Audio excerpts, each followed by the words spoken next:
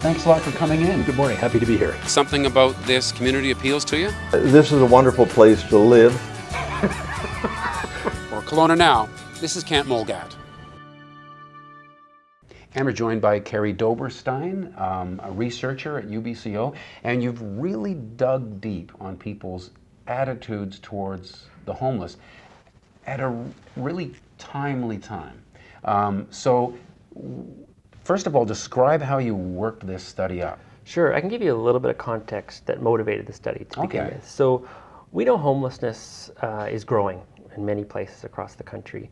And homeless individuals, unlike perhaps other populations that receive benefits from the state, are not often viewed universally sympathetically by the popular opinion. Often there are stereotypes of homeless people being lazy, addicted, or otherwise unpleasant. But there are also people who are more attentive to the sort of multiple pathways and troubles that people have had in their lives. And so my co-author and I were interested in really understanding in more granular detail what shapes people's attitudes towards homelessness and the government response to it. Right. And so the big question we asked is, what motivates people's support for homelessness? Is it fundamentally the political views of ordinary Canadians, or is it really the features of the person experiencing homelessness? And so we designed a online survey experiment which surveyed 1,500 Canadians from all across the country to answer this question. And so fundamentally what we did was we presented a series of vignettes, paired vignettes, stories, if you will, of hypothetical individuals experiencing homelessness. And we described various features of that person. That's the experimental dimension. So we varied randomly the age of the person experiencing homelessness, their gender, whether they experienced trauma in their lives. That could be any one of no trauma described, abuse in the family, mental health challenges. And importantly, we also gave an estimate of the cost of someone experiencing homelessness to the broader taxpayer in terms of ambulances, ER visits, police enforcement. So we present these randomized vignettes, descriptions of hypothetical people experiencing homelessness, and then ask Canadians in this survey to allocate $3,000 worth a month of government spending towards housing and homelessness. And so they could select zero for both. They're just neither of them are deserving. They could select 3,000 for one and zero for the other, or some combination therein. Okay, now what's the one and the other?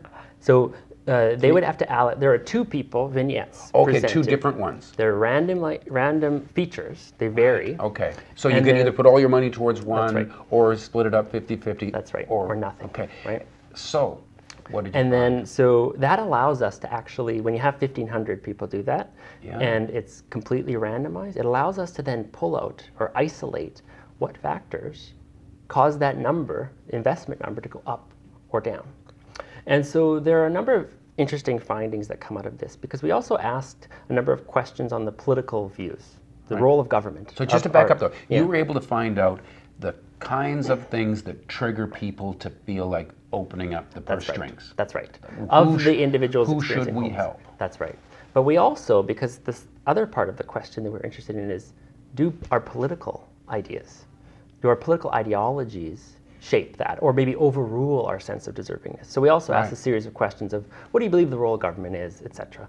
And so we can place people, 1,500 Canadians, on a spectrum of the political spectrum. And so what we found, perhaps not surprisingly, conservatives, those who are on the more conservative part of the spectrum, systematically, on average, allocate about $300 less per month to a hypothetical individual experiencing homelessness than progressives, when you control for all other variables. Okay. That's not perhaps terribly surprising. I'm surprised that the number's that low, but carry on. Yeah, that's right. In terms of the features of the individuals experiencing homelessness, we found that if the person was identified as female, they would get more support in terms of dollars, and if they had been experiencing homelessness for over a year, so they're more entrenched in homelessness. Now, I think from my co-author Alison Smith and I's perspective, the most interesting finding is when you introduce these indirect costs. How much does a homeless person cost the taxpayer, Yes. through indirect, largely hidden costs of ambulances, hospital visits, police enforcement. We put in a series of different cost estimates randomly, right? Up to $35,000 a year. But we know the indirect costs of some people are much higher than that. Right. Okay, and so when people were exposed to that high cost frame versus investing, say, $1,500 a month For in housing. someone for housing, which would largely eliminate those indirect costs, no one moved. That did not move the needle towards more investment, despite rational thinking would suggest put $1,000 So there was in now. there was kind of a eureka finding there, where you're like, Yes. whoa, these rational arguments that you'd think would appeal, especially to the right wing end of the That's right. spectrum. Hey, it's cost effective to help these people. Didn't resonate. Not at all. What did was the elements of the vignette. That's right. The personal story behind the person moved the needle, not the dollars and cents. That's right. And so you might ask, why am I asking about dollars and cents? Is this Right. part of the debate? Well, it really is among other homelessness researchers who are not political scientists and homelessness activists who are really making the argument now that in order to appeal to Canadians, and in particular conservative-minded Canadians, we gotta should make the appeal to the economic tax. argument. We've got to make the economic argument. And you're kind of going, time out, back Doesn't it up. work. It doesn't work. Abstract, largely hidden costs do not resonate with people. And as I sort of hinted at, my co-author and I are both political scientists, and not a lot of political scientists study homelessness, but a lot of social workers, education faculty members do.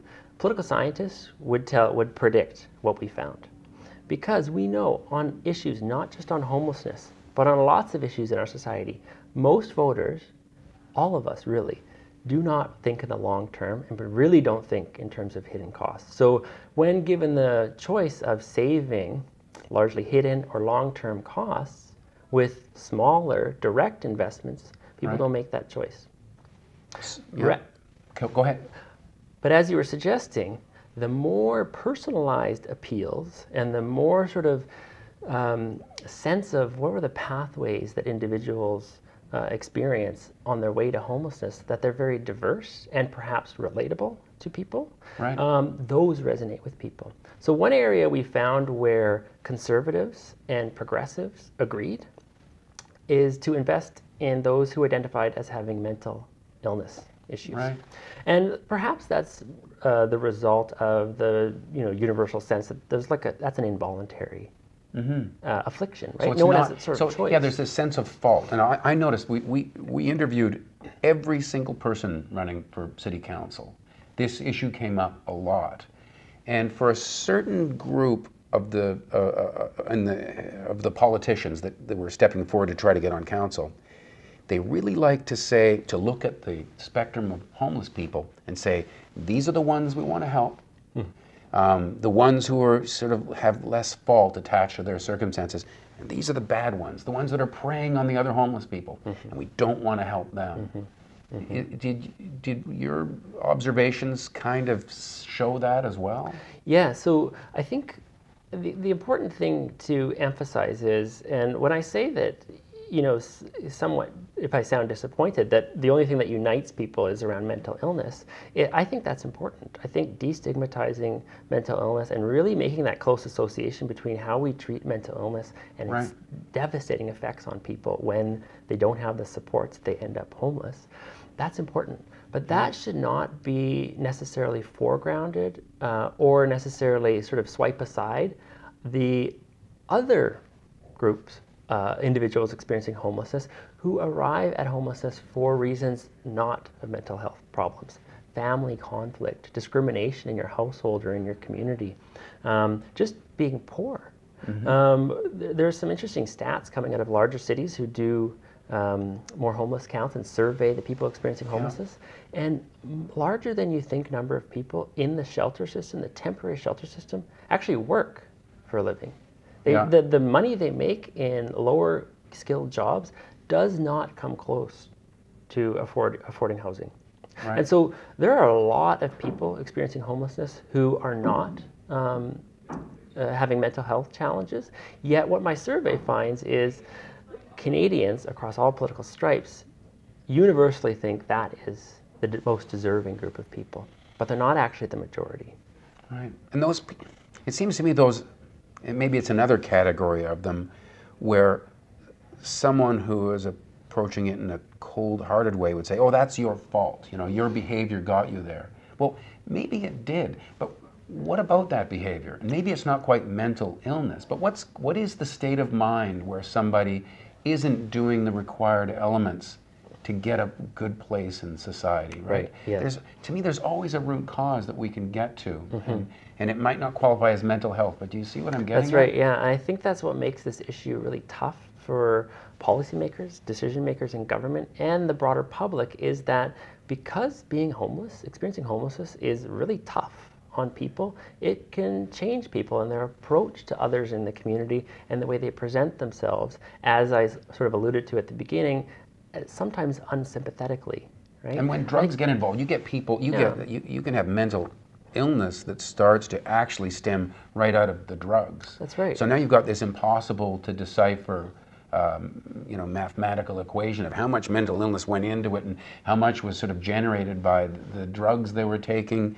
And I don't know, to me it seems, don't label it, get a roof over their heads and try to see what help you can give to the different people. And that's the motivation behind the new Housing First approach that most communities are now. Are you buying into that too? Is that the? Well, it's intuitively appealing, and it certainly sounds better than status quo, which was a sort of usually a staircase model. You sort of have to demonstrate that your behaviors are appropriate to get into a certain level of housing. Right. I think at some level, for the vast majority of people, getting people into housing right away is the best approach. However, Housing First is expensive up front.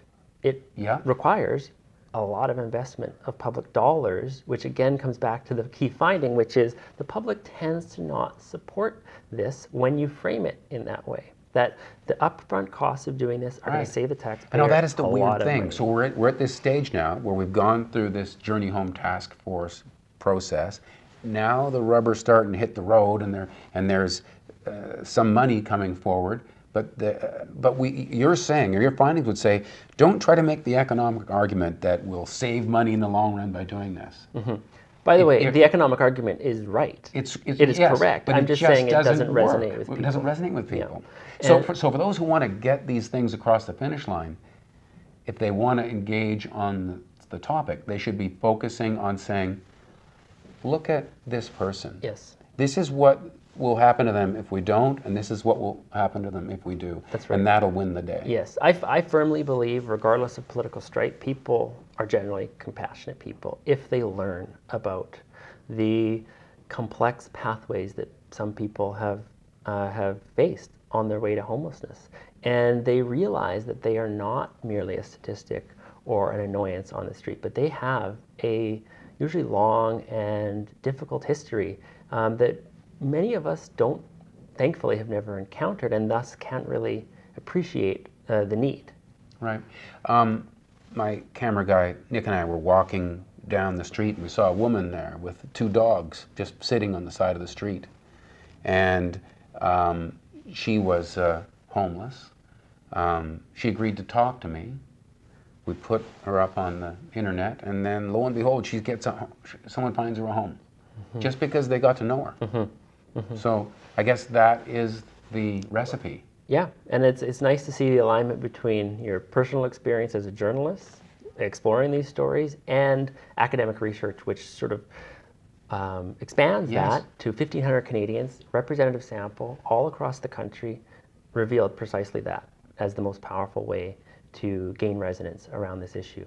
Right. Well, terrific. Really interesting. Thanks very chat much. with you, Kent. Carrie Doberstein out at UBCO, getting to the bottom of homelessness and what moves people to do something about it. Thanks for watching Kelowna Now.